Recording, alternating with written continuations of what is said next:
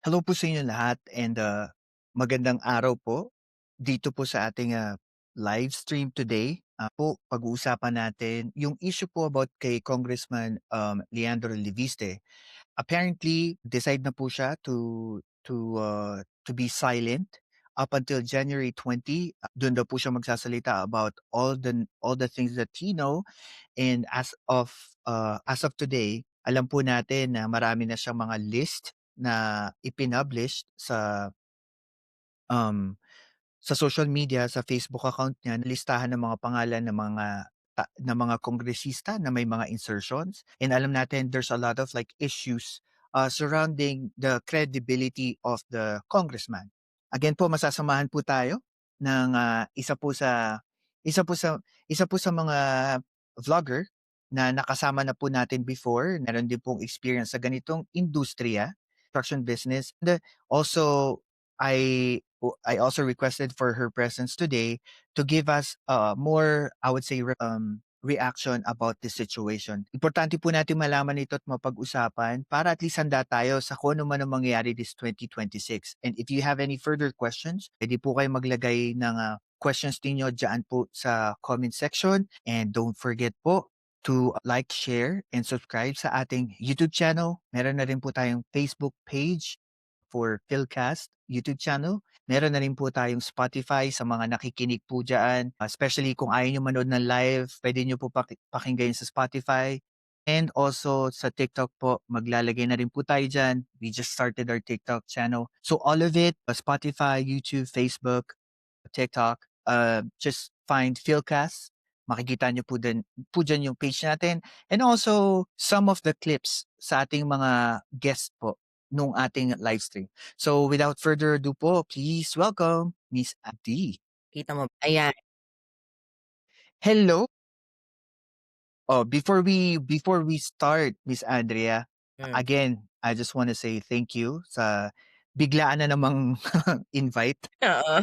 Yan, thank you po. Again, para po sa mga hindi nakakilala sa atin at yung mga magti-team replay, give us a brief background of why you started blogging and also why were you interested in politics? Again, sabi ko nga nag-umpisa lang ako as viewer. Nanonood lang ako, nag-a-upload lang ako ng video, and naging keyboard warrior ako. Nagkaroon ako ng interest na comment-comment, and then napapalaban tayo sa comment section, and then I decided nung pandemic na i-activate yung channel ko. So nagvo-vlog na ako nung time na yun. And then yun, pakanta-kanta, pabanat tapos nag-politics ako for a short period of time. Ay, okey na. Then ayun, eto na ako. So, 'yan. Nice, Nagkaroon ako nice, ng interest nice. sa politics kasi napapanood ko especially very timely, ang daming nangyayaring mga big issues ngayon sa politics, 'di ba? So, yun. Yun, Yes, also, siyempre iba din po kasi at least meron kang opinion. It's mhm, also good to express your opinion and might be, people want to hear your opinion din po. Actually, now, parang may entitlement na tayong lahat to voice our opinion. exactly. May mga reels or uh, may mga nagse-save na, may mga nagse-share na. So, before we start yung live natin, while we're doing our live, you guys have the opportunity to ask Miss Andrea with anything with our topic right now. And then we will try to read it and Miss Andrea will try to answer yung questions about this topic. Politics lang, politics. Politics lang. Ayun, politics lang. Okay. So, tulad nung pinag-usapan natin before, it's about construction and I understand and people would know your brief background before about government construction business. In line with the previous one na pag-usapan natin, I wanted to talk more about yung gist ng issue dito sa korupsyon na apparently sinimula ni Congressman Leandro Leviste ng Batangas. I think first district of Batangas. Correct me if I'm wrong. So, as of this moment, sabi niya po sa kanyang social media post is siya po ay magba-back out na, hindi na daw po siya magsasalita or anything on his social media up until like the regular session on the 20th of January. Ano po ang, tingin niyo dito? Anong basa niyo? Bakit kaya siya biglang tumahimik? First of all 'no, gusto ko munang batiin yung aking mga team diyan 'no, Team Amazona, pamamahal kong Team Amazona, ang Team Partner sa mga kapatid natin, ang Team X Boom Boom, at saka yung mga walang team, yung mga ibang mga viewers and supporters natin na laging nandiyan. Good evening sa inyo, good morning, good afternoon, 'yan kung nasaan man kayo. 'Di ba I heard, nag-back out siya, nag-back down Mhm, siya.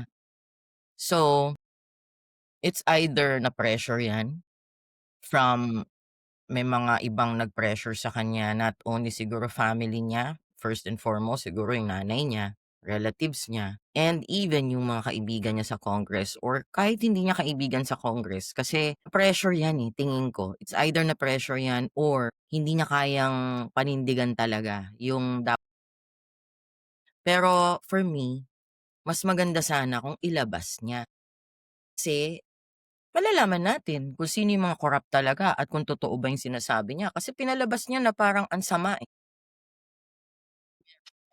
pinalabas niya yeah. na ang sama, yung mga taong yun pinalabas niya na hindi normal. Ewan ko kung ano talaga yung nilalaman nung list niyan. Correct. And Mama Andrea, it's a good thing that you said that. Parang ansama.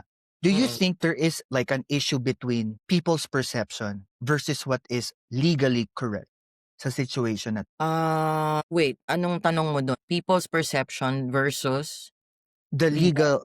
legal truth about this? What do you think his motive? Getting the people's perception towards him or getting the legal route to get with, Yeah, kasi the whatever fact he wants? na nag-iingay siya, nagpapa-press con siya, social media ang ginagamit niya, bakit hindi niya kinukuha niya yung sympathy ng tao, kinukuha niya yung opinyon ng tao. Bakit hindi niya gawin in a legal way? May mga lawyers naman siya, meron siyang mga legal advisors na puwedeng mag-advice sa kanya sa tamang way na puwede siyang i-guide kung ano ba dapat ang gawin niya dun sa list. So yeah.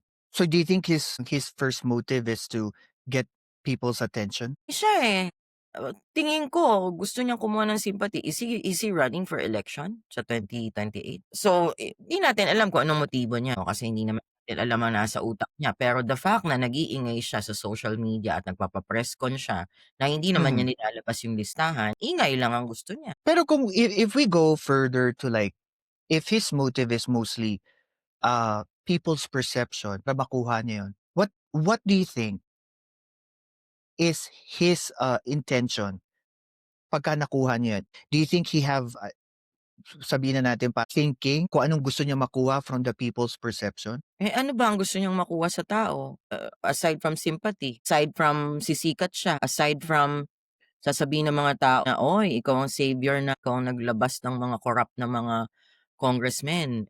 Parang lumalabas siya lang ang mabait, yung mga kasama niya ang mga lahat, mga corrupt. Sabihin na nating lahat sila corrupt. Does it mean to say that people should accept na siya yung hindi corrupt? Okey. So, Ma'am Andrea, do you think that that defines him not a corrupt individual? Bakit? Dahil mapera siya, marami siyang pera na kuhaan, may source of income siya na aside from yung being a congressman 'no, meron siyang ibang source of income na puwede niyang ipasuweldo sa mga tao niya.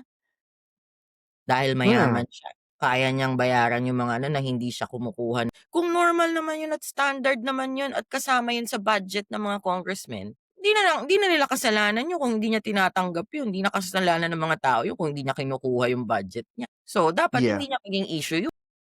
It doesn't it doesn't make sense na sasabihin mo malinis ka porket hindi mo kinukuha yung 2,000,000 na yun. Pinalabas niya yung 2,000,000 kasi na masama. When actually, normal pala yun na binabayad yun sa congressman, pambayad nung mga tao din.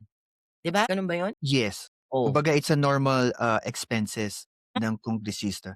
But what do you feel about yung mga sumu-support sa kanya na nagba-backup sa kanya na ang sinasabi, instead of us, um, being against his crusade ika nga sa paglalabas daw ng di umano'y listahan, mga Cabral files, dapat intindihin natin siya, dapat daw po isipin natin that he is doing it for crusading for the corruption issue.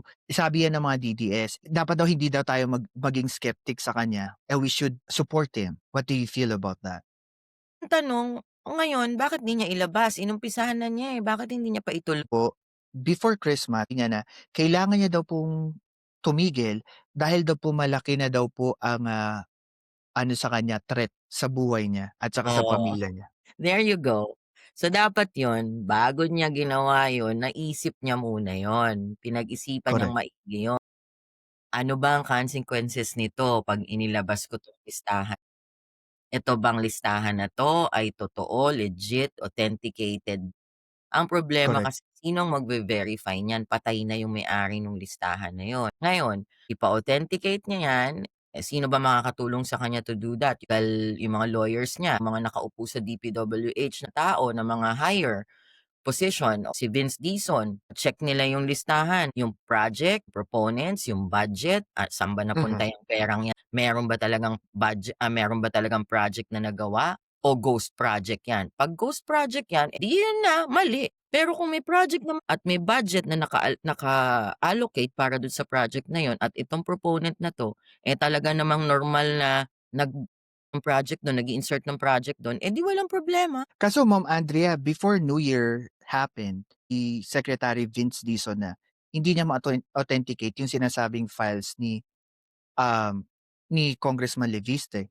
So parang nagkagulo na ngayon ang sitwasyon. Bakit hindi ma-authenticate? Kasi parang sabi ni Vince Dizon, hindi niya alam kung paano nakuha yung files. Sabihin na nating nangyari yung sitwasyon na okey, sabihin na natin nangyari yun. I think ito yung parang hindi napag-isipan ni Congressman Leviste na kapagka sinabi ni Vince Dizon na hindi niya ma-certify yan, eh, lahat ng sinabi niya walang katotohanan. Kahit Okey. may time stamp yun kasi wala na si Cabral, 'di ba? Parang dead end na sa kanya.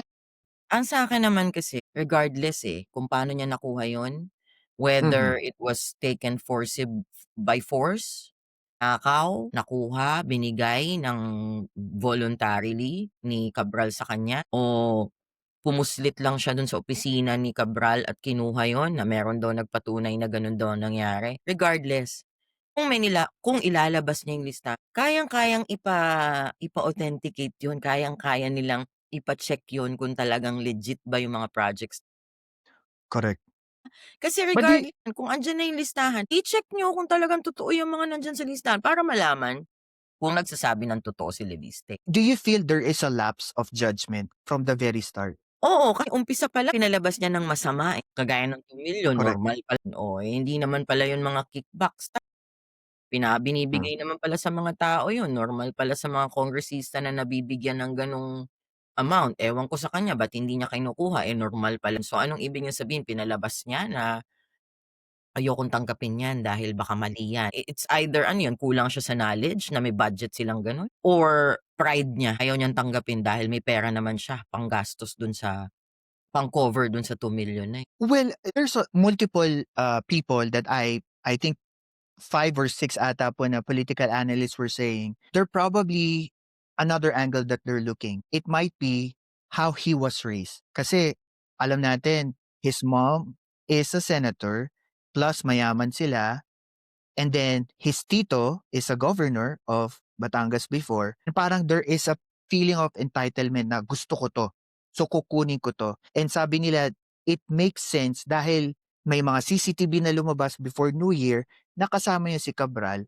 Plus pinakita din may picture na kita na si Cabral may sugat, may band-aid, and then may lumabas din na mga witness na sinasabing there was a forceful taking of these files from Cabral. So parang sinasabi nila na probably itong batang 'to entitled, na kapag hindi niya nakuha yung isang bagay kukunin niya forcefully.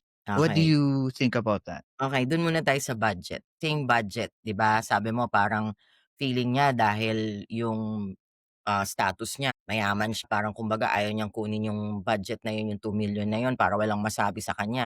In the Mhm, first place, eh, kung mayaman ka pala 'di wag mo ng tanggapin pati sweldo mo, 'di ba? correct. Mayaman ka 'di wag mo ng tanggapin pati sweldo mo, 'di magbigay ka ng services mo sa Pilipinas ng free.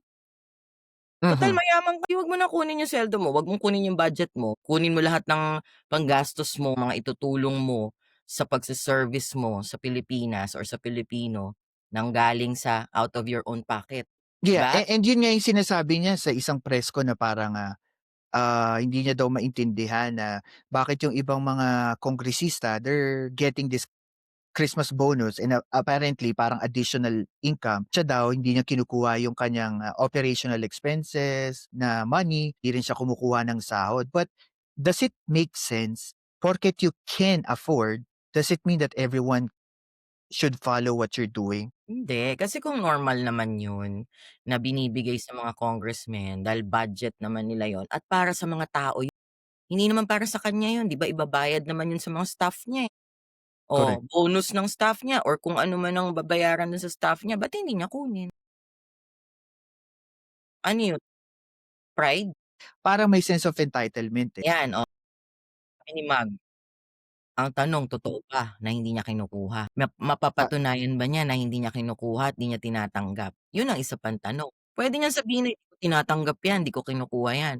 Ang tanong, totoo bang di mo tinatanggap? Sa ilang taon na nakaupo ka diyan o ilang taon na ba siyang nakaupo diyan or ilang ano, ilang buwan.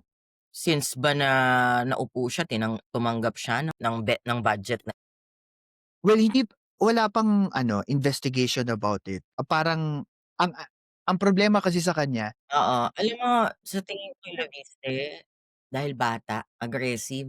sobra, sobra. Bigla-bigla, impulsive, parang si Kiko Barsaga, 'di mga sinasabi, Kaya pabigla-bigla nasuspinde. naman, oh, 'di ba, yung mga statements niya, ano-ano na lang ang sinasabi. So, pareho sila, bata kaya siguro gano'n ang takbo ng utak. Alam mo yun, aggressiveness niya nandun pa.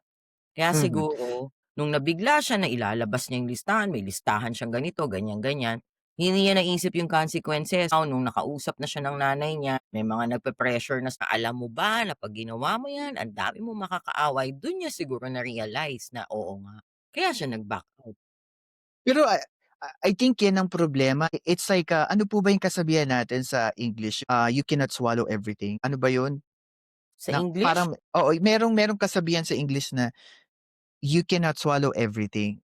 Parang gano'n. Pero ako kasi parang naiisip ko kasi diyan, it's like, you cannot fight every battles. You need to choose the choose best your one. battles wisely. Yeah, parang gano'n. And I think hindi niya nakita yung lawak ng epekto kasi bago ka neophyte ka pa lang, eh, wala Mm, ka pang contact, eh. Para mm. labanan mo lahat tapos mag-isa ka lang, Nabigla it lang doesn't it doesn't make sense. And biglang mag oo. And also, I wanted to ask your reaction about this, Ito po yung isa sa mga post niya, dated December 30. Ito lang, bago mag-New Year.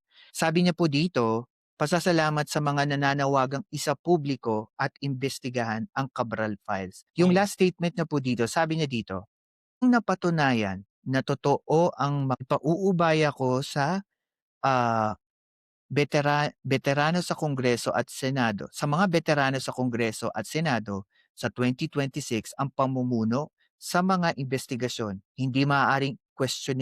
At hindi maaaring questionin at tunay na makakarating sa katotohanan. So, parang nagsasabi na siya na he's transferring yung burden of responsibility. proving the files to the Congress and Senate leadership. Oh, eh, there you go, di-transfer niya yung responsibility dun sa mga tao. Yun nga sinasabi ko, imbestigahan niya yung listahan kung sino yung puwedeng mag-investigate. It's either yung mga nasa DPWH o yung mga ewan ko si Vince Dizon or ombudsman or kung sinong mag-o-authenticate niyan. Kung totoo ba yang mga projects na yan na nakalista, yung mga proponents na yan, kung yung mga projects bang yan nagawa. Budget na yun napunta talaga dun sa project na yun or what? Ano bang nangyari? So, Mhm, kailangan niyang patunayan yung listahan na yun. Hindi mo po puwedeng sabihin na, "Meron akong listahan." Ganun lang, dun na matatapos yun, no. correct. Pakita yung listahan, patunayan mo, i-submit mo 'yan with the help of your legal counsel, i-submit mo sa mga taong dapat na humawak niyan at mag-investigate niyan. Kasi hangga't ganyan lang ang sinasabi niya, tapos ngayon ipapasa niya yung responsibility sa ibang tao, eh, nag-umpisa na ilabas-labas 'yan, ibig sabihin talaga natatakot siya, Mhm. nape-pressure siya. And the same thing sinasabi ni Ma'am Lenlen 2207 dito, "Don't bite more than you can chew." Yan, oh, Yun yung yan, naiisip ko. Correct, tama, correct, correct. Ang oo. ganda, sobrang sobrang smart ng ating naalala niyo pa yung sinabi ko. Pero ang sabi nga Okey, ni Mago, siya ba nagpapasahod sa staff niya? Siya ang nagpapasahod sa staff niya? ang Taxpayers ang nagpapasahod sa mga government ano, mhm, employees, oo, hindi po puwede, hindi lahat kasing yaman mo. December 30 na yung BICAM, budget for 2026 from, the Congress and Senate 'to si Congressman Leviste kasi nung ni-ratify yun na kapag hindi nagkaroon ng chance siya sa plenaryo na magkaroon ng privilege speech. That time parang issue is minamadali ng lower house na ma-approve yun sa kanila para ma-ratify na for the VICAM. Tapos in-interview siya. Ang sabi niya dito, nilabas niya yung issue ng Christmas bonus. And para po sa lahat ng mga nakikinig, naging issue niya kasi dito, meron pong apparently nilabas na 2 million pesos Christmas bonus ang kongresista. And allegedly, parang sinasabi niya, this is somewhat illegal and kailangan daw po maimbestigahan. Nung time na yon, nung nagkakaroon ng interview, kasama niya po si Congressman Egay Erice ng Caloocan. Habang nagsasalita siya, ang unang muna nagsabi mo Congressman Erice dito na pinaliwanag niya na meron talaga binibigay. Usually, it is coming from November, sabi niya parang October, November, binibigay na 'to ng, leadership because of this holiday season like Christmas. Tapos this is for staff and office expenses or operational expenses sa mga distrito. Oo, Kaso nung nagsalita si, Congressman Libiste, sabi niya, "Hindi ma-anomalya 'to kasi yung proseso hindi na itatanong, hindi ganyan." Ta's biglang pumasok si Congressman Elice, kinat niya, sabi niya, "Hindi, hindi, ako 1 year pa lang ako dito pero I think my budget is close to 2 million pesos in a year kasi tumataas ng tumataas sa ipapasahod mo plus 'pag Christmas may padagdag kami sa mga barangay na hinahawakan na kaya hindi totoong ano, maanomalya." Ang problema kasi kay Libiste 'pag nagsalita siya parang mali oo nga, parang may korapsyon. nilalabas niyang masama. Pero kung tutuusin, budget na yun ay normal pala yun sa mga congressmen na pinamimigay para sa mga tao para sa mga staff. 'Di ba sabi pa nga ni Arice kung tuusin kulang pa nga yung 2 million. 'Di ba? Sa dami ng tao na papaswelduhin nila sa distrito nila. Oo, tapos siyempre may mga Christmas party pa 'yan during holidays. Siyempre Oo, hindi naman puwedeng may mga libre bonus lang. binibigay ang mga yan, 'di ba, I'm sure. Hello Jules, shout out sa inyo Mm. diyan. Tapos, sinabi din dito 'no, Palawan, lawmaker, House Leader, sabi dito, House Leader Alvarez, kongresista po ng Palawan, sabi niya dito na yung meron din po kasing pero ang sabi niya, yung daw consultant funds ay ginagamit daw po to be a keyboard warrior ng mga kongresista. Allegedly, ayan na naman. Oh, yeah, yeah, mhm. Yan na naman. Yun nga, eh, yun nga yung parang nagtataka ako kay Congressman Levisne even Keyboard warrior din ako dati. 2026 Hmm, para daw po sa mga kongresista, it does not mean na ito dahil ito ay unprogrammed fund sa kongresista, it does not mean na masama kasi sabi nila hindi naman puwede daw ang isang kongresista magsalita sa plenaryo na wala silang backup na lawyer para magpaliwanag sa kanila kung anong sasabihin. So, it's mm. additional expense na kailangan daw na gastusin ng mga Yung insertions, 'di ba kagaya nga nagiging masama ang insertions 'pag pinagkakakitaan. correct. Kumikita sila, "O 20% sa'kin diyan, o ganito sa'kin diyan, Hindi napupunta lahat sa project. Kailan ko ba narinig yun dun sa Blue Ribbon, yung hearing nila na sinabi na halos wala nang napupunta sa project, halos lahat napupunta na sa mga bigay-bigay for the boys. Mhm, So, ang ending yung project nagiging palpak, hindi matibay so ang daling masira. Kaya nga natakot sila, iba yung mga structures, mga buildings, mga hospitals na ginawa na pinondohan, hindi din kasi substandard nga daw mga materyales nun ay mabababang presyo. Kung halimbawa ang bakal na nilagay nila dapat sabihin na natin kunwari 50 pieces na bakal para sa isang poste or something, 10 pieces lang. Yung 40 binulsa nila, hindi na matibay yun, 'di ba? So yun ang Correct. nangyayari dun sa insertions kasi na ginagawa nila. Minsan walang project talaga. Nag-i-insert sila ng projects kunwari pagkakakitaan nila ibubulsa yung pera pero wala talagang project na nangyayari. Dun nagiging Yes. And, dagdag ko na rin po ma'am, and I wanted to, ask your reaction. Congressman Puno had interviewed the same day na in-interview sila Congressman Erice at saka si Congressman Leviste about this issue. Ni Congressman Puno, kung talagang totoo ang sinasabi ni Congressman Ali sa budget process, bakit daw hindi kasuhan? At yes. paano mo naman malalaman ng Mhm. mainit yun na sagot niya kay Leviste? What do Oo, you think about exactly. that? Tama naman, eh, may point naman siya dun, eh.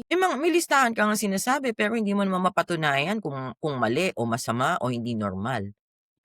Kagaya ng sinabi ko, may ebidensya ka. 'Pag sinubmit mo ba sa korte ang ebidensya mo, may affidavit ka, 'yan ang statement mo, etong ebidensya mo, tatanggapin ba ng korte ang ebidensya mo? May bearing ba yung ebidensya mo? Makakatulong ba 'yan sa pag-solve ng kaso? Mapapatunayan ba na guilty yung mga taong yun na nasa listahan? Yun ang tanong. Kaya nga sabi ko nga yung listahan na yun dapat ipa-authenticate muna nila. Pa-investigate nila kung yun bang nasa listahan na yun, yung mga yung projects na yung budgets na yun, napunta ba talaga sa tamang project, 'di ba? Kasi oo, otherwise it's just another list. Correct.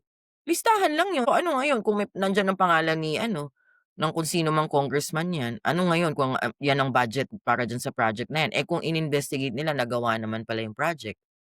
Ang magiging tanong naman diyan, kumita ba yung congressman na yun? Napunta ba talaga yung budget na yun para sa project na yun? Yun ang mga Kumbaga kumbaga it doesn't make sense, eh. If even if may file ka di umano na hmm, maaaring isipin ng tao na illegal or may anomalya, kung hindi mo pa rin titignan kung talagang ano nangyari dun sa project, hindi mo talaga hindi mapo-prove talaga, na may hindi anomalya. talaga. Kaya nga sabi And ko then nga listahan lang yun.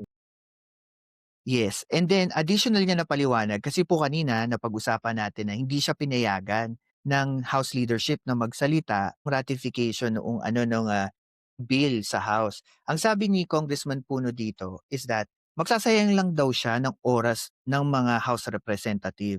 Kasi unang-una, jinudge niya na lahat ng mga kongresista na may anomalya sa budget. Tas pangalawa, gumagawa siya ng blanket accusation that one person does everything, na hindi naman 'to naipapaliwanag. And ang isa pang paliwanag niya dito, dito magkaroon ng allocable or insertion. Ang huling sasagot daw for them to transfer the money is DPWH. Ilang beses daw sila mag-propose kung hindi naman daw tutugunan yun ng DPWH hindi pa rin magagawa yung batas para magkaroon ng pondo dun sa project. Eh, ang problema nga kasi 'di ba based dun sa mga napapanood ko at narinig ko, DPWH ang nag-i-initiate at nag-o-offer ng project sa mga congressmen at senators.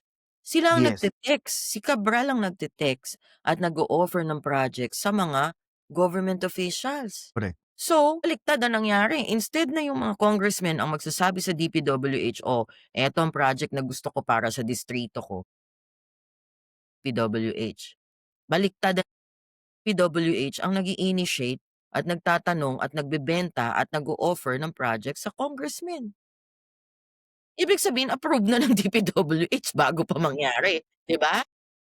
Yeah, yun nga yung parang ano, eh, yun yung parang unang-una nung talaga si Congressman Libiste, yun yung parang gusto ko itanong sa kanya in person, eh. How can you even prove na yung sasabihin mo from this document does have a weight or bearing Yun na sa nga. gusto mong ilabas na may korapsiyon? Kasi puwedeng ikaw lang nag-edit niyan, malay ko ba, and then also eto pa yung pinunto ni yun nga, eh, tapos eto pa yung pinunto ni oo, and also okey, Isa lang ang key niya to authenticate sa Vince Dizon, kaso Vince Dizon categorically denied it. Yun na nga sinasabi ko, authenticate ni Vince Dizon 'yan kung totoo bang yang mga projects na 'yan ay nagawa, 'yan bang mga proponents na yung budget ba, eh, napunta talaga sa project. Ang tanong dini-deny ni Vince Dizon. Correct. Oh, so papaano ngayon siya? Nilaglag na siya. Yeah, kaya ngayon parang nasa dead end na siya, eh. There's no way to prove kahit anong sinabi niya from the very start. Also, Exactly. punto rin dito ni Congressman Puno, and I think you probably would agree, sabi niya, ang trabaho ng Kongreso, ang mandato ng Kongreso is to review a budget. Pero ang huling say kung ito ay masasabatas is the president. Kasi kung Mhm. makita ng presidente there are some irregularity or hindi magwo-work sa kanyang, budget or sa gustong mangyaring admin, he can Yeah. veto it. So there's no way, kahit sabihin mo ng may corruption diyan sa listahan, there's no way that you can prove na ang kongresista yung meron unless tignan mo yung mga project. Kasi Mhm. may kapangyarihan pa rin yung presidente to veto. Kaya nga. So yun yung parang sinasabi nila. Exactly. I guess, parang, I guess I wanted to know 'no, yung isa sa mga sinabi niya na parang malakas matindi na daw yung stress, pressure, pati yung death threat. Do you think that that statement give parang, it gives something to do with, a weakness nung statement niya or argument niya about sa mga listahan na 'to? Wait, Tina-try niya lang i-avoid but in a, subtle way. tingin ko kasi alam mo, for example ikaw whistleblower ka. Alam mo, sure ka 100% na totoo yung hawak mong mga dokumento. Kaya mong patunayan, kaya mong panindigan. You have the guts na umpisahang ilabas yan at magsalita about that, 'di ba? Buo ang loob mo na ilabas yan. Kasi bakit gusto mong tumulong sa bayan? Gusto mong mai-expose yung mga corrupt na mga officials, kung talagang totoo yung sinasabi mo, lalabas mo yan, paninindigan mo yan regardless. Kahit na may mga death threats sa'yo or kung ano man yan. Mayaman ka, there's always a way para proteksyonan mo yung sarili mo. Pwede kang kumuha ng 100 na bodyguards mo. Kumuha ka ng army, magpatulong ka sa government, o magpatulong ka kung kanino para mabigyan ka ng protection. Kung talagang desidido ka na ilabas yan dahil alam mong totoo yang inilalabas mo at alam mo na importante ang nilalabas mo at makakapag-save 'yan, makakatulong 'yan sa bansa mo. Kung talagang dedicated ka sa trabaho mo, sincere ka sa ginagawa mo. Eh, kung hindi, eh, wala, 'di ba? Tawag nga nila ampaw, 'di ba? Walang walang ano talaga. Kumbaga sa ano 'no, sa lengguwahe ng batas, ika ng mga lawyer, the evidence should stand by itself. Kahit Mhm, na hindi mo ipaliwanag, yun na yun. yun na Kaso ang yun, oo, problema, 'pag walang nagko-corroborate ng wala na. hawak-hawak mong ebidensya at patay na, how can you even prove, 'di ba? Pero hindi din, eh, kung kahit patay na si Cabral, dun lang sa listahan, eh, kung talagang totoo yung sabi ko nga i-authenticate isa-isahin nila yun, eh. Malalaman naman nila yun kung totoo o hindi. Yeah, Ang problema sinabi ni Vince Dizon hindi, di Vince Dizon, so yeah. wala ng problema.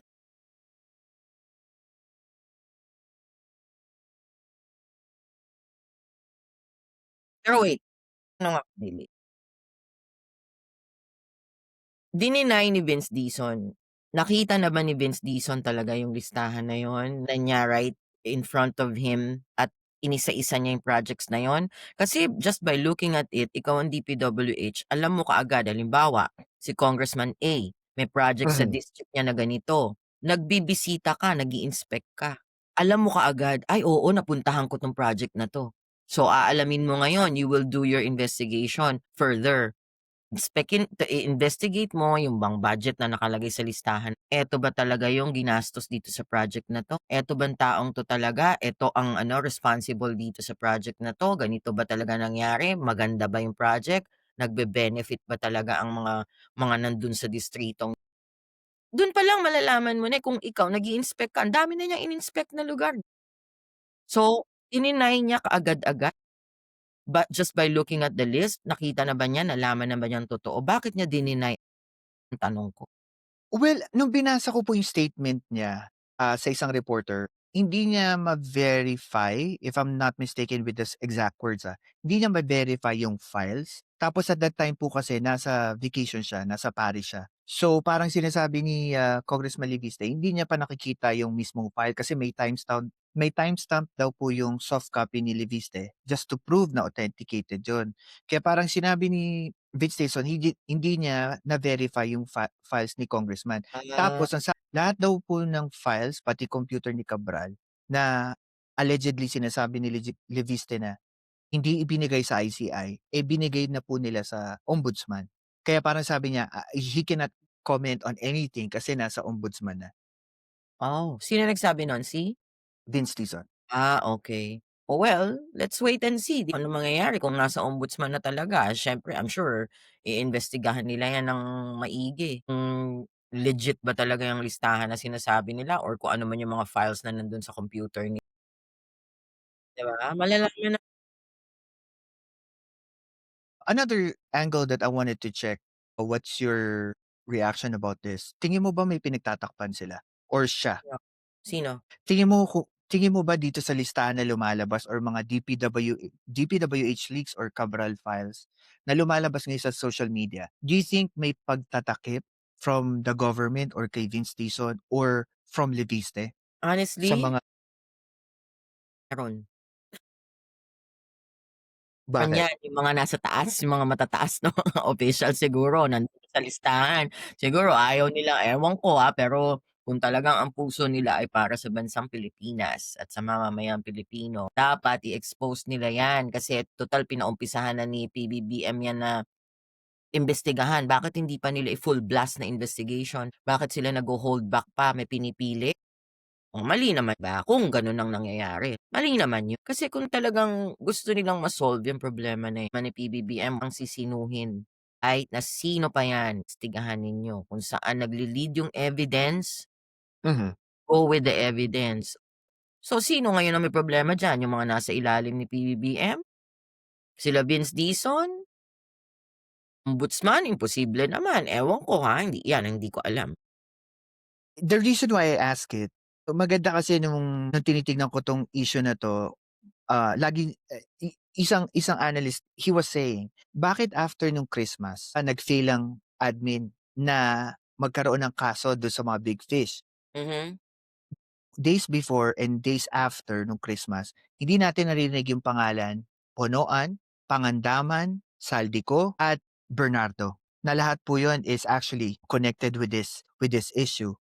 Parang Nagtataka sinasabi nga ako, bakit si Secretary Bonoan nakalipad, nandun na sa Blue Ribbon na, hindi pa nila hinold, 'di ba? we Kasi kung involved na siya dun sa kaso meron na silang suspicions na kasama siya dun sa kasong yun, which kasama siya talaga dahil nandun siya sa DPWH. Bakit pinabayaan nilang umalis? Kasi daw wala well, pang kaso. yes, yun yung parang pinupunto nila na parang, sinasagot naman daw po lahat ng question, so they don't have the reason to contempt him para i-ano, dalhin sa Senate, sa Philippine Senate. And then sabi nila, may reason naman siya kasi pupunta daw po siya sa States for his health issue. Mhm, mhm.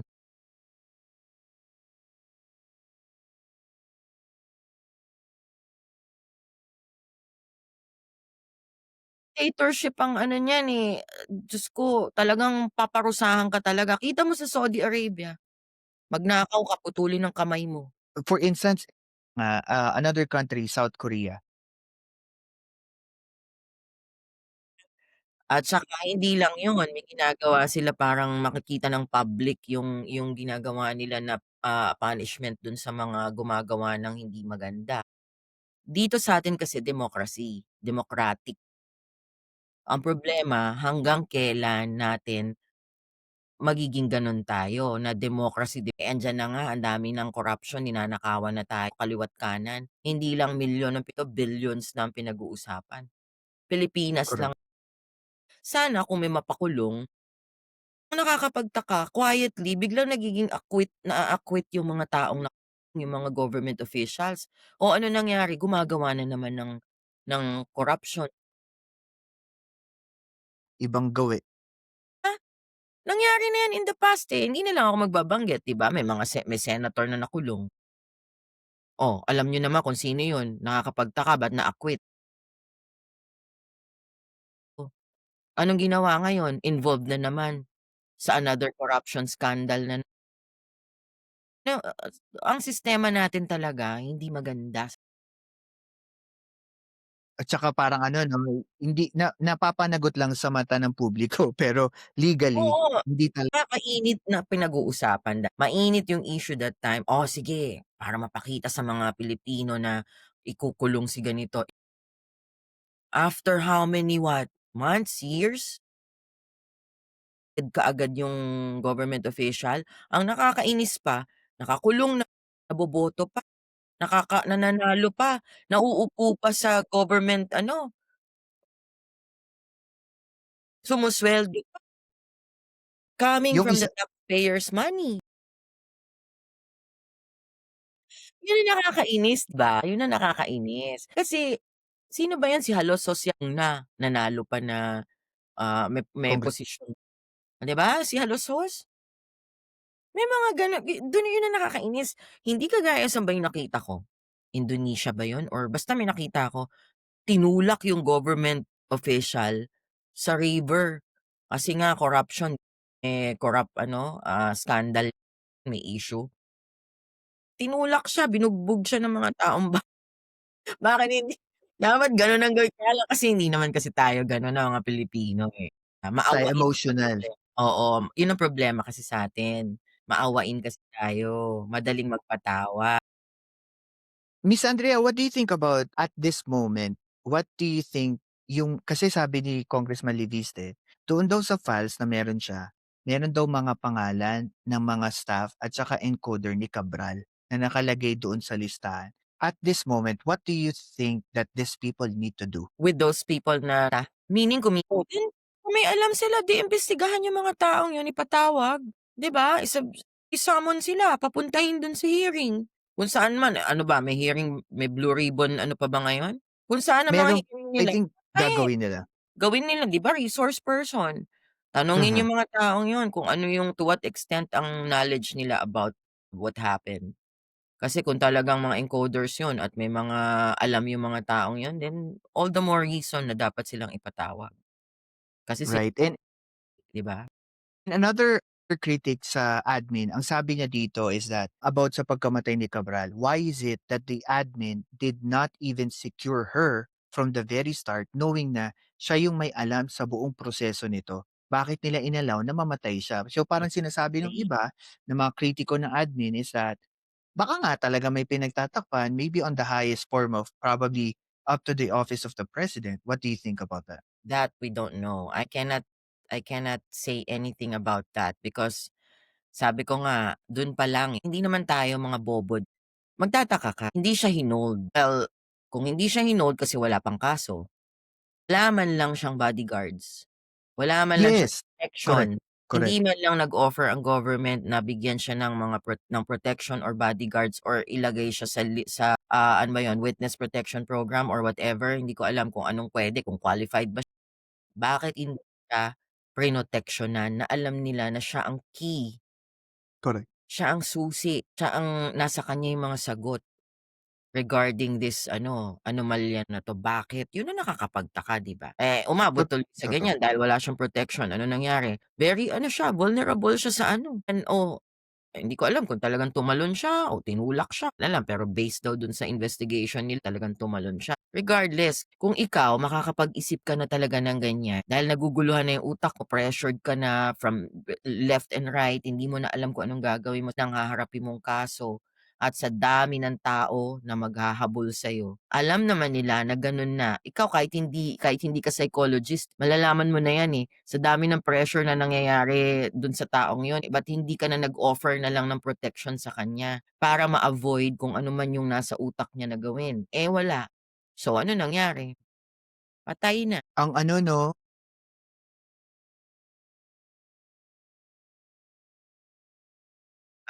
Sabi ni Mag, di naman hinayaan. Ang alam ko diyan yung tao ang narinig ko tumatanggi siya. Ayaw daw niya ng protection but still dapat in-insist nila kasi yes. importante ang role niya, siya ang merong hawak ng mga sagot. So, dapat in-insist nila kahit na tumanggi siya, in-insist nila. And also I think another issue diyaan is that nung namatay siya, hinalukay ng media yung personal life niya na she's a strange wife, di sila magkasama nung asawa niya, kaya daw gano'n yung behavior ng asawa niya from the day na namatay siya. Alam mo yun, it doesn't make any sense, eh. Actually, yung personal life niya, I don't even care. Ang gusto ko Eh, lang gano'n malaman naman kung meron talaga siyang siyempre napakaimportanteng tao ni Kabr yung issue na yun is it's not something na puwede mong i-brush off lang, eh. Yung pagkamatay niya pa lang, eh, ano na, eh, it's really something na talagang mapapaisip ka, eh, bakit gano'n? Siyempre media 'yan, hahalongkatin na ng mga tao yung buhay niya. Bakit ba, correct. ano bang background nitong taong 'to, ba't umabot sa gano'n, bakit siya naging gano'n, bakit ganyan, bakit yung asawa parang cold, parang balewala lang, parang hindi masyadong affected, ano nangyari? Nahalukay nila lahat yung background ngayon ni Cabral, naman nila yung hotel pala, eh, pag-aari niya na binenta yata kay Kay Eric Yap. Eric Yap. Oh, tapos nagpunta daw sa Baguio para yata mangolekta or maningil ng utang or something, di ko alam. Yes. So, nalaman na nila lahat. Well, that's part of ano, eh, part 'yan ng kuwento. Kasi dapat talaga alamin mo yung background nung taong yun, Do para you think you have to get to the bottom of it, 'di ba? Yes, and do you think mga ganitong allegations or anomalies na nakita ng mga tao or na ngayon ini-expose sa social media, is this an example of mere exposing si Cabral or exploiting yung situation? I think both. Ine-exploit nila yung tao kasi nga alam nila na marami silang makukuhang information dun sa tao and kailangan nilang gawin din yun. Like yung iba pinagkakitaan na yung kwento, which hindi mo naman maa-avoid yun. Kasi siya ang hot, eh. Correct. Siya ang trending, eh, natural. Kailangan mong 'di ba, yung mga ibang vloggers nga panay vlog na tungkol diyan, kino-content na about yung nangyari, which is normal. Kasi yung issue na yan is mainit nung time na yun, until now nga mainit. Exposure, ine-expose nila, dapat lang nai-expose kasi sabi again, siya yung pinakaimportanteng tao. 'Di ba sabi nga Yeah. siya ang gumawa nung formula? But would this be fair sa kanya knowing that she died and she cannot even defend herself? It's not fair kasi nga patay na yung tao. But the Mhm. thing is, nung buhay pa siya, naging fair din siya. Correct. Kasi kung sinagot ba niya lahat nung mga tanong sa kanya at hindi niya ginawa na magpakamatay, kung nagpakamatay man siya, eh, di sana natulungan niya yung mamamayang Pilipino, na-solve yung problema, bigyan ng sagot lahat ng mga katanungan, na-solve, 'di ba, yung pinakamalaking issue na nangyayari ngayon. Eh, kaso nga, she chose to just escape by doing that. Kung ano man yung ginawa niya, 'di ba nagpakamatay siya, pinili na lang niya na alisin yung sarili niya dun sa sitwasyon na kasi kung hindi niya gagawin yun, malamang hindi niya kakayanin talaga yung pressure kasi kaliwa't ang daming taong maghahabol sa kanya, ilang kaso ang haharapin, Ilang malalaking tao malalaking naghahabol tao. din sa kanya. Oo, I think it's either another ganun baka papatayin din siya, makukulong siya Yeah. or papatayin siya o sinabi niya siguro sa sarili niya, "Might as well ako na lang mag-end ng buhay ko." Correct. And I think another question I would like to ask you is about sa investigation. That day, 24 hours after namatay si Cabral, Secretary John Vic Remulla already said yung autopsy report, pero wala pang DNA that time. Hmm, Pero merong verification from the family na si Yusek Cabral yun. And then, days after, ang NBI to hmm, search and to verify yung mga nakita na first hand ng PNP. mm. Do you think that there is uh, parang rush to judgment ni Secretary John Vic? Kasi ang bilis, eh. Within 24 hours, I guess meron na sila kaagad na sagot Nasabi sa na niya na nangyari. na siya. Sabi nasabi niya na siya yun, nasabi niya na nagpakamatay siya and, sinabi niya autopsy nung ang bilis naman and we all know DNA takes time. Kapag nagpa-DNA ka hindi naman agad-agad nakukuha yun. And then parang, Hindi, I sinabi think nila na puwede mo nang ipa-rush ngayon. High-tech na ngayon, eh, puwede mo ng kunin yung sagot right away. Hindi naman agad-agad na, I think mga days lang makukuha. Pero Hmm. kung totoo man yun na sinabi niyang gano'n agad, nagbigay na kaagad siya ng conclusion, eh, siguro naman nag-imbestiga din, ginawa nila yung Mhm. part nila, I hope 'no, nag-imbestiga sila at based dun sa investigation nila, eh, napatunayan nila na siya nga. Ngayon siguro yung NBI pumasok na lang for formality to confirm talaga na talagang siya yun para walang haka-haka at hindi hindi sabihin ng mga taong bayan na, "Wala, ano yan, 'di totoo yan," or nabahidan. Alam mo yun, may mga gano'ng ano, siguro to confirm na talagang sila yun. Kasi 'di ba, na talagang siya kasi gano'n naman talaga yan, 'di ba, NBI naman na nag-i-investigate niyan at nagko-confirm niyan. Yeah, especially po pagka forensic na mostly Mm. detailed, DNA analysis, yung mga hair strand, mga fingerprints, kailangan talaga and, Yung distance nga, eh, yung distance nung from yung point na tumalon siya pati pagbagsak niya, 'di ba may mga aerial ano pa silang ginawa, investigation, videos na tinignan nila, yung kaso measurements. Hmm,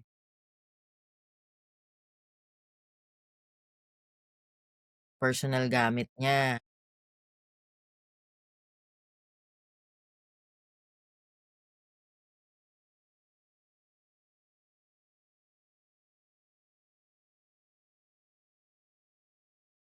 Oo, kasi dapat talaga yun 'di ba SOP yun. Alam naman correct, nila na napakaimportante nung taong yun, ba't hindi nila kinuha sinecure yung cellphone, yung mga personal na gamit nung tao, bakit tinurn over sa family? correct. Eh, And paano if kung, ma-tamper yung cellphone? May burahin dun or mga conversation or whatever. Di ko naman pinagbibintangan yung family 'no, pero it can happen. correct. It doesn't di para at least 'di ba po, para maiwasan yung haka-haka ng tao. Kasi kung minsan 'pag sobrang bilis or sobrang bagal, dun nagsisimula yung idea ng tao na baka may foul play or may Mm, pinagtatakpan.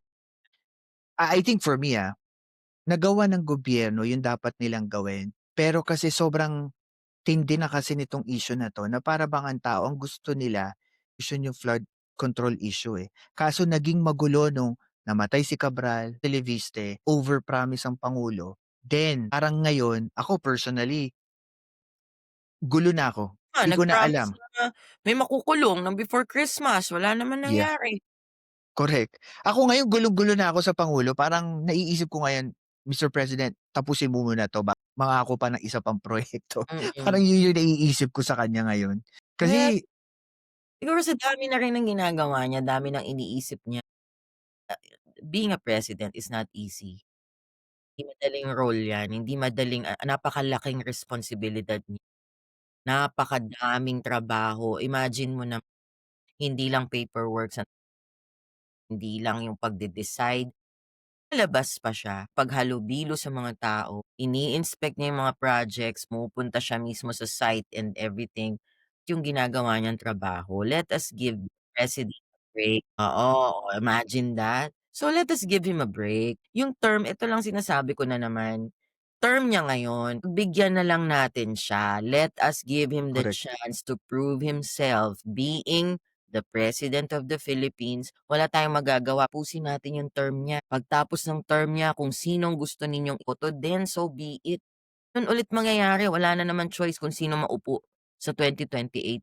It doesn't mean na magra-rally tayo, maggaganto tayo. Kung may ginagawang mali na, eh, di pitch. Yun nga po yung ano, yun yung sinabi ni Doktora Rita Carlos, which is the former National Security Advisor ni PBBM, I think first year. Sabi niya, kahit ako din I agree with her, constitutionalist siya, eh. Gusto mong pababain ng vice presidente o presidente, kaysa mag-rally ka, paulit-ulit nating ginagawa yan, i-impeach mo. And Yan, sabi niya din, mhm. yes, yeah, correct. Yeah, it's just the same problem. Correct. I think, and last question, Andre, isang oras ulit 'no, I never thought. Hahaba na naman ng ganito yung kuwentuhan. Kanina nag-uusap lang tayo hindi na Kwentuhan natin, dami ko na naman basher diyan. Bahala kayo bahala diyan. kayo, basta ako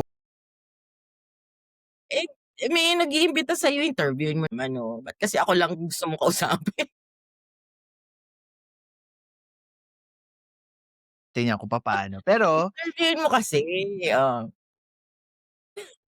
Gusto mo dalawa kami, sabay kami dito. ba sige po titignan natin kung ano paano po mangyayari yun kasi based sa aking live, bawal po mag-aaway sa taas. Ano lang po tayo, Kami politics lang po, mag-aaway, hindi naman kami Victus Rex, uy nandun ako kay Attorney Claire, nakikita kita dun, hindi lang ako bumabati. Victus Rex, siguro natatawa na sa mga comments ko dito, mga opinyon ko, napakatalino nitong tao, maraming alam sa politics, nakikita ko siya, eh. Kaya lang 'Di ba ako tama ba yung sinasabi You know, ko? I think we'll go back to Congressman Leviste. Sige, sige. There is this one, parang, to kwento-kwento. This is an insider report that I've heard. Ah, Apparently, before December 25, mga kongresista, especially yung neophyte kongresista na sa majority, they're thinking of filing a ethics complaint kay Congressman Leviste because of this sabi nila is, unethical of, putting it on social media about dito sa mga leaks na 'to. What do you oo. think about it? Do It you makes sense, think it makes sense. Being a congressman, hindi naman dapat tamang gano'n na mag-e-expose ka, magsasalita ka ng isang bagay na gano'n. Ano 'yun, nag-iingay ka, hindi mo kayang patunayan, nung hinihingan ka na ng na ilabas mo or something, bigla kang magba-back out. Parang 'di ba, ang pangit nung gano'n. Kagaya nung si Kiko Barsaga 'di ba, kaya finailan din niya ng ethics? oo, ethics. Gano'n din ang ginagawa kasi ni Leviste. Nag-iingay nagsasalita sila ng kung ano-ano and yet hindi naman nila kayang patunayan. Kung sana inilabas nila yung mga sinasabi nila, walang problema, eh, ilabas mo at kung talagang totoo yung sinasabi mo, ang loob mo regardless may mga death threat ka diyan kung alam mo bang nasa tama ka, eh, at alam mo makakatulong yan sa kapwa mo Pilipino. Tutal nakaupo ka diyan 'di ba, ano bang goal ninyo to serve the country?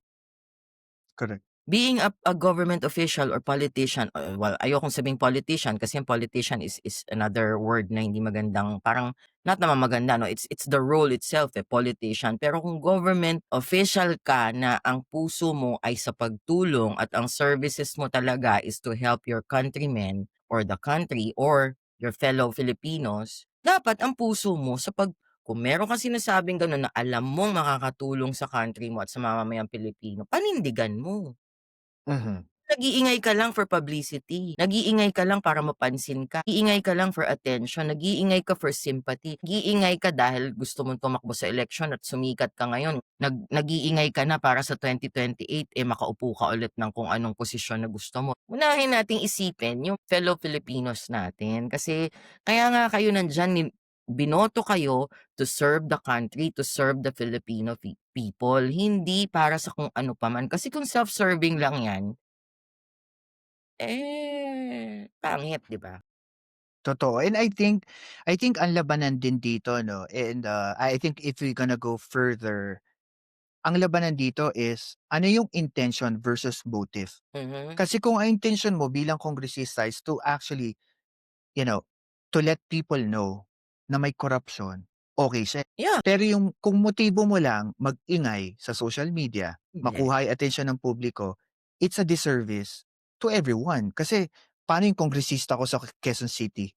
How would you know na 'di ba corrupt yun porket nandun lang Kaya yung nga sabi pangalan ko niya nga sa mas listahan? maganda kung nilabas niya. Ilabas niya, pagplanuhan niya maigi paano niya ilalabas, humingi siya ng protection or kung kaya naman niyang proteksyon ng sarili niya, mayaman naman siya, 'di nga siya kumukuha ng 2,000,000 na budget 'di ba? Sabi nga niya, eh, hindi niya kinukuha yung 2,000,000, eh, di bayaran niya yung mga magiging bodyguards niya to protect him.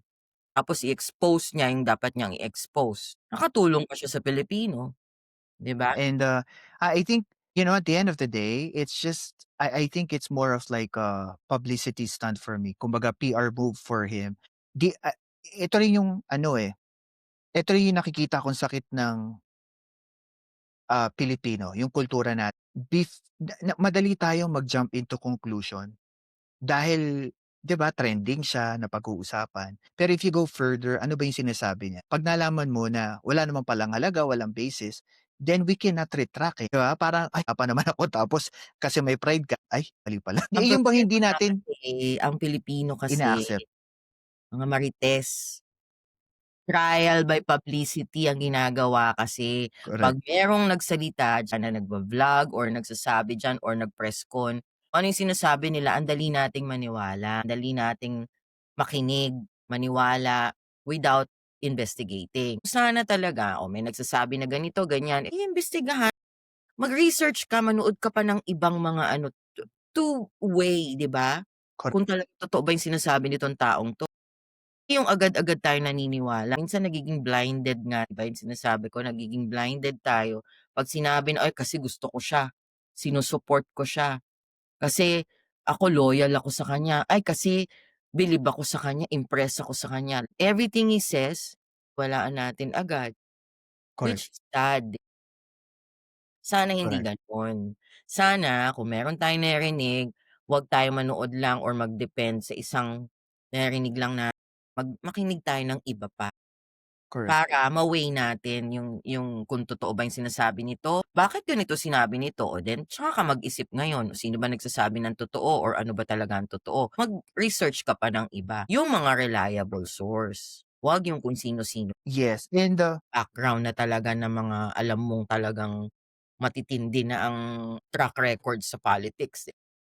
correct. I think because we're about to end our show na din, I think my take on this is more of like when time comes, ang information is one-sided lang.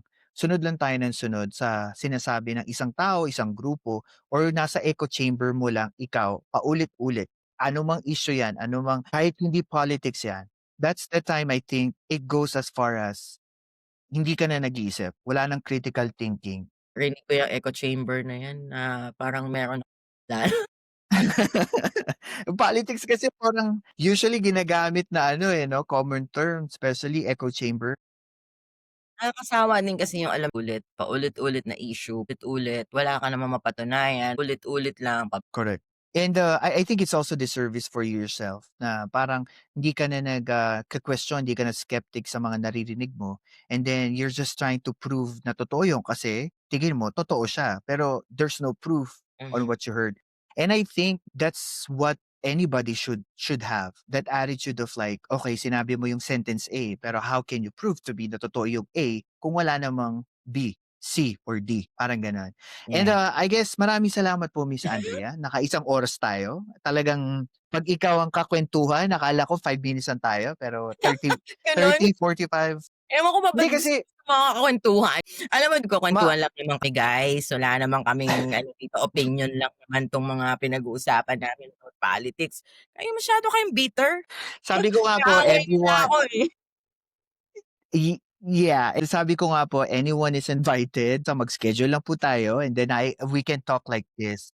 Ako po basta ako wala akong alam diyan, yun lang po Galit masasabi na ko. galit kayo sa'kin, ko-comment lang Basta enjoy masabi lang ko po tayo, Diyos ko. Yeah, thank you so much Billy, maraming salamat and thank you so much sa mga viewers mo, sa mga viewers natin. opo. And, 'wag niyo pong kakalimutan Parang gusto niyong bumanat also ako ulit, before before anything else, before we end, don't forget po, please share, like, and subscribe sa ating YouTube channel. Meron na rin po tayong Facebook group at saka Spotify and, TikTok. Hanapin niyo lang po yung Philcast. Everything that we talked about here, may mga splices, short clips, and, edited video na mapapanood niyo po after this live. And, yun po, magkita-kita po tayo sa susunod na live and hopefully, if you have any questions, makikita po namin yan sa comment section. Usually nag-uusap po kami ni Ma'am Andrea offline oo, pagka may mga comment na gano'n. O do'n na lang po kami nagkukuwentuhan 'pag hindi po nailabas. Ay hindi pa. thank you so Ayan, much. marami pong salamat sa inyo and, again, you guys have a great day. Thank you po. Thank you. Yes, bye. Bye.